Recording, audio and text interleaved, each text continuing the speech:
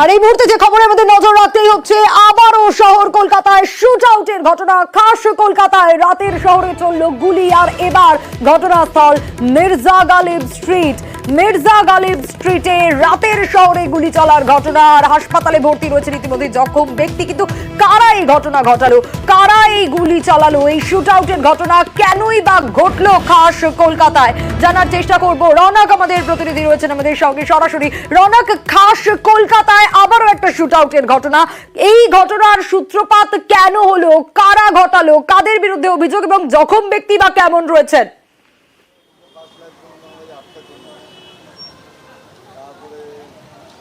দেখো, গতকাল রাত 12টা 10 নাগাদ ঠিক এই মির্জা গালিব স্ট্রিট এবং কিড স্ট্রিটের যে সংযোগস্থল, এখানেই বছর 29-এর একলাস বেগকে আক্রমণ করেন সোনু নামে এক ব্যক্তি এবং তার ঠিক ডান পায়ে গুলি চালায় এবং সেই জখম ব্যক্তিকে ইতিমধ্যে চিত্তরঞ্জন মেডিকেল কলেজ হাসপাতালে ভর্তি করা হয়েছে এবং তিনি চিকিৎসাধীন রয়েছে।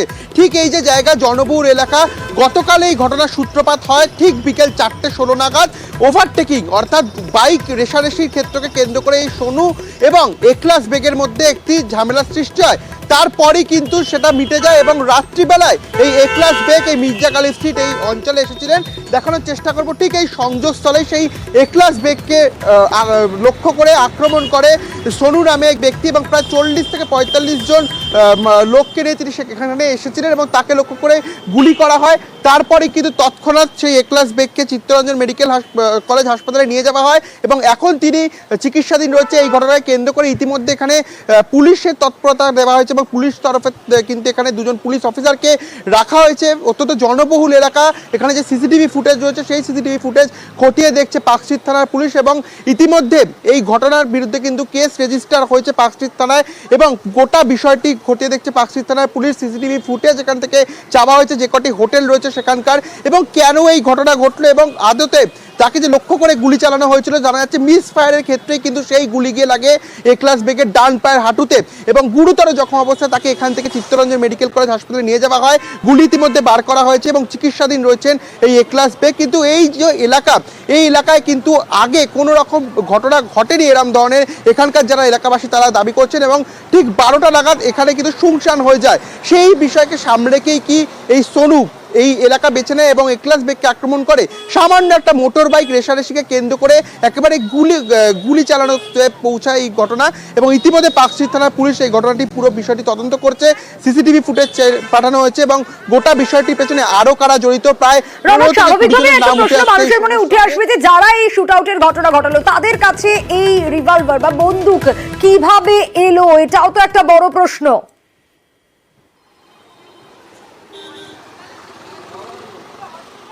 দেখো, একেবারে এই যে সোনুর বিরুদ্ধে যে অভিযোগ উঠছে, এই সোনুর কিন্তু পাস্ট ক্রিমিনাল রেকর্ড আছে, এমনটাই আমরা পুলিশ সূত্রে জানতে পারছি। অর্থাৎ এর আগেও কিন্তু এরম কোনো ঘটনার সঙ্গে সে যুক্ত ছিল কিনা সেই বিষয়ে পুরো খতিয়ে দেখছে পার্কস্ট্রিট থানার পুলিশ এবং এই সোনুর বিরুদ্ধে আগেও একটা ক্রিমিনাল রেকর্ড রয়েছে।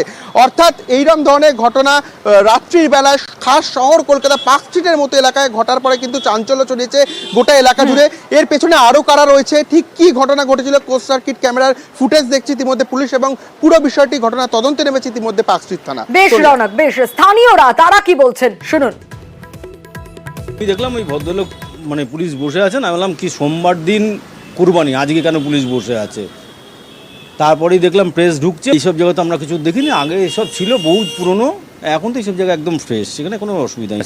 আমরা তো কিছু বুঝতেই পারলাম না যেখানে কালকে এত বড় একটা ঘটনা ঘটেই গেছে। আমি 8টায় গেছি, ঠিক আছে, তারপর আমার এখান থেকে ভাই বন্ধ করে গেছে 9:30 10টায়, তো কোনো কিচ্ছু ছিল না, এখানে পরিষ্কার ছিল। এখানে তো বন্ধ হয়ে গেছে 12টার সময়, রাত্রির সময়। না কিছু নেই এখানে, দিন নর্মাল ছিল তো, এখানে কেউ ছিল না, সব বন্ধ হয়ে গেছে 12টার সময়, সব স্টাফ বাড়ি চলে গেছে। আর এবার নজর রাখবো বসিরহাটের দিকে, কারণ তৃণমূল কর্মীকে গুলির ঘটনা, হামলার সময়কার সিসি ক্যামেরা ফুটেজ আপনাদের দেখানোর চেষ্টা করব। সেই হামলার সময়কার সিসি ক্যামেরা ফুটেজ ইতিমধ্যেই কিন্তু সামনে এসেছে আর সেখানেই দেখা যাচ্ছে অভিযুক্ত Ayub Gazi. Exclusive CC camera footage news 18 বাংলার হাতে এবং ক্যামেরা বন্দী হচ্ছে ঠিক গুলি চালানোর সময়ের ছবিটা। বসিরহাটে তৃণমূল কর্মী খুন এবং এখান থেকে নানা প্রশ্ন উঠে আসছে। এই যে আয়ুব গাজীকে দেখা যাচ্ছে, আমি জানতে চাইবো, অনুপম আমাদের প্রতিনিধি রয়েছেন আমাদের সঙ্গে। অনুপম, কে এই আয়ুব গাজী? দেখো, এই আইয়ুব গাজীর কোনো রাজনৈতিক ব্যাকগ্রাউন্ড নেই, কোনো রাজনৈতিক দলের সঙ্গে এই আইয়ুব গাজী সরাসরি কোনো যুক্ত নেই। তার কারণ কেউই এই আইয়ুব গাজীর সঙ্গে যে যুক্ত থাকার কোনো রকম দাবি করেনি বা কেউ করেও নি। তার আর এই আইয়ুব গাজীর একটা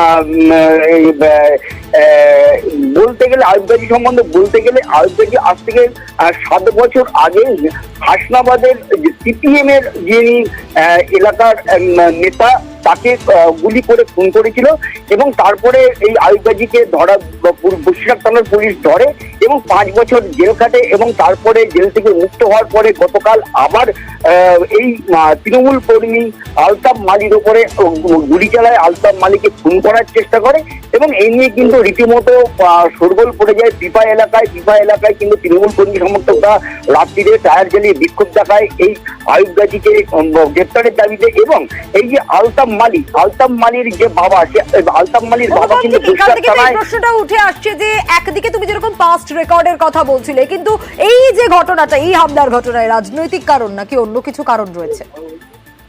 হ্যাঁ দেখো, এই যে আলতাফ মালিক এ যেমন একদিকে তৃণমূলের কর্মী, অন্যদিকে কিন্তু ইনি একজন ঠিকাদার। তিনি যেমন হচ্ছে রাস্তা ব্রিজ হিসাবে যেসব ঠিকাদার মানে কন্ট্রাক্ট নিয়ে কাজ করে, তেমনই লেবারও তিনি কাটান। এই দুরকম কন্ট্রাক্ট নিয়ে কিন্তু তিনি কাজ করেন, ঠিকাদারি করেন এবং সেই যে ব্যবসা করে সেই ব্যবসা সংক্রান্ত কোন রকম শত্রুতার জেরেও কিন্তু এই ঘটনা হতে পারে। এবং আর একটা দিকও কিন্তু পুলিশ খতিয়ে দেখছে, যেটা যে কোনো রাজনৈতিক দল এই আইয়ুব গাজীকে সুপারি দিয়ে এই আলতাফ মালিকে খুন করার চেষ্টা করলো কি না, এটাও কিন্তু একটা বড় প্রশ্ন কিন্তু থেকে যাচ্ছে। যে কারণে দুটো বিষয় কিন্তু বসিরহাট থানার পুলিশ কিন্তু খতিয়ে দেখছে এবং এই যে সিসি ক্যামেরার ফুটেজ, সেই সিসি ক্যামেরার ফুটেজ কিন্তু বসিরহাট থানা, হাসনাবাদ, হিমালয়গঞ্জ সহ প্রায় 8 থেকে 10টি থানায় কিন্তু ইতিমধ্যে কিন্তু সিসিটিভি ফুটেজ দেওয়া হয়েছে। এবং যেহেতু বসিরহাট একদম সীমান্ত লাগোয়া, বাংলাদেশের সীমান্ত লাগোয়া, সেই জন্য সীমান্তেও কিন্তু কড়া নজরদারি করছে। আর শুধু তাই নয়, এই হামলার ঘটনার পর কিন্তু এলাকাতে উত্তেজনার পরিস্থিতি তৈরি হয়। একেবারে এই আইয়ুব গাজী যার বিরুদ্ধে অভিযোগ, তার বাড়ি ও দোকানে হামলা চালানো হয়েছে, এমনটা অভিযোগ উঠে আসছে। বসিরহাটের শঙ্করপুরে সেখানে হামলার ঘটনা, আগুনের ঘটনা এবং অভিযুক্তের স্ত্রীকেও মারধর করা হয়েছে। ঠিক কি কি অভিযোগ উঠে আসছে, জিয়াউল আমাদের প্রতিনিধি রয়েছেন আমাদের সঙ্গে, আমি একটু জিয়াউলের কাছ থেকে জানতে চাইবো। জিয়াউল, এই যে হামলা হলো, সিসি ক্যামেরার ফুটেজে যা দেখা যাচ্ছে আইয়ুব গাজী, এবার তাদের দিক থেকে কি কি অভিযোগ উঠে আসছে? দেখো, আইয়ুব গাজী যেমন আমাদের অনুপম বলছিলেন, অর্থাৎ আইয়ুব গাজী দীর্ঘদিন ধরে দুষ্কৃতি কাণ্ডকর্মের সঙ্গে যুক্ত, একাধিকবার জেল কেটেছেন, কিন্তু তার একটি রাজনৈতিক পরিচয় আছে। অর্থাৎ এক সময় তিনি সিপিএম এর সঙ্গে রাজনীতি করতেন এবং সিপিএম নেতাকে খুনও করেছিলেন। পরবর্তীকালে তিনি একেবারে এই দুষ্কৃতিমূলক কাজকর্মের সঙ্গে যুক্ত ছিলেন এবং জেল খাটেন এবং তিনি জেল থেকে বাড়ি আসার পরেই কিন্তু আবার এই নতুন করে দুষ্কর্ম, অর্থাৎ এই তৃণমূল নেতাকে খুব কাছ থেকে গুলি করে। প্রত্যক্ষদর্শীরা তারা কিন্তু স্পষ্টভাবে দেখেছেন যে আইয়ুব গাজী বোমা ছোড়ে এবং গুলি ছোড়ে, তারপরেই কিন্তু এই তৃণমূল কর্মী লুটিয়ে পড়ে, আহত হয়, বসিরহাট হাসপাতালে, পরবর্তী কলকাতায় ভর্তি রয়েছে। এই ঘটনার পরেই কিন্তু তার বাড়ি যে শঙ্করপুর, সেখানে কিন্তু জনরোষ সৃষ্টি হয়। তৃণমূল কংগ্রেসের নেতাদের স্পষ্ট দাবি যে এর সঙ্গে পুরোটাই জনরোষ, এর সঙ্গে শাসক দল কোনো রকমভাবে যুক্ত নয়। তার কারণ যেভাবে একজন জনপ্রিয় কর্মী, তৃণমূলের কর্মী এবং ঠিকাদার, তাকে খুব কাছ থেকে গুলি করা হয়েছে, প্রাণনাশের মারার চেষ্টা হয়েছিল। আইয়ুব গাজীর স্ত্রী তিনি কি বলছেন শুনবো। এসে আমার প্রথম গুলি করেছে, আমি এরকম সাইড হয়ে গিয়েছি। পঞ্চায়েতের প্রধান সারাপ আর শাইনুর, ওরা 2 ভাই, আরো লোকজন সব নিয়ে এসে আমার 7 দিন মানে মেরে দোকান বসে সব ভেঙে চুরি ঠাই আগুন দিয়ে সব পেট্রোলে জ্বালাই দিয়েছে, সব এসে ওরা এসে বিশাল মারধর করেছে আমার। আইয়ুবের স্ত্রীর অভিযোগ তৃণমূলের বিরুদ্ধে, কিন্তু তৃণমূল দাবি করছে জনরোষ থেকে এই হামলা। তৃণমূল কংগ্রেসের এতে কোনো কর্মী জড়িত নেই। এইরকম একটা ঘটনা আইয়ুব গাজী করার পরে এলাকার মানুষ, পিফার বিভিন্ন এলাকার থেকে মানুষজন জড়ো হয়ে সেই জনরোষ তৈরি হয়েছে। সেই জনরোষে সেখানে একটা অগ্নিগর্ভ হয়েছে। তারপরে আমরা জানি না, আমরা আমাদের নেতৃত্বের কাছে ডাকে গিয়েছি, নেতৃত্বের সঙ্গে আমরা থানাতে এসেছি। আমাদের থানায় যেটা করণীয় পুলিশকে জানানো এবং প্রশাসনিকভাবে সে যাতে অ্যারেস্ট হয়, আইনানুগ ব্যবস্থা যাতে নিতে পারে পুলিশ, তার জন্য আমরা থানাতে আছি। আর ঠিক যেমনটাই বলছিলাম, গতকাল সন্ধেবেলায় বসিরহাটের শুট আউটের ঘটনা, একেবারে বাসতলা এলাকায় তৃণমূল কর্মী আলতাফ আলী, তাকে লক্ষ্য করে গুলি চালানো হয়। আর ঘটনাস্থল থেকে শুধু যে গুলি চালানো হয়েছে তা নয়, বোমা পর্যন্ত উদ্ধার হয়েছে। আর গুলিবিদ্ধ তৃণমূল কর্মীকে রাতেই আরজি কর হাসপাতালে স্থানান্তর করা হয়।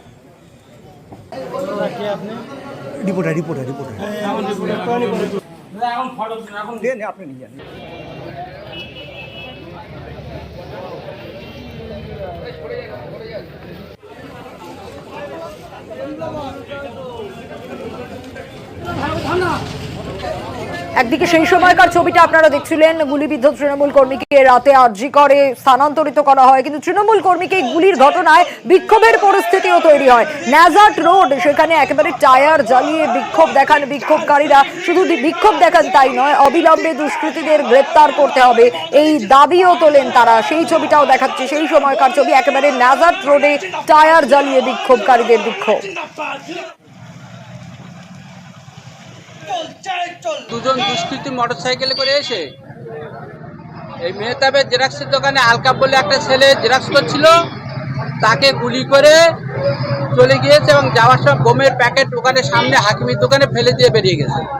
হ্যাঁ, গুলি লেগেছে। আলকাপ। জেতার পর বিরোধীরা কোণঠাসা, তারা অশান্তি করার চেষ্টা করছে এবং তারা আমাদের মানুষের মধ্যে বিশৃঙ্খলা সৃষ্টি করার চেষ্টা করছে। বিভিন্ন অংশে আপনারা দেখতে পাচ্ছেন, হয়তো তারই একটা পরিকল্পনিত একটা ছক। হয়তো গুলি একটিই চলেছে, তবে গুলিটি মাল্টিপল স্প্লিট উন্ডে ঢুকেছে। স্থানীয় যারা রয়েছেন তারা খোঁজখবর নিচ্ছেন, পুলিশ প্রশাসন এটা শক্তভাবে তার দেখাশোনা করছেন, নিশ্চয়ই ধরা পড়বে।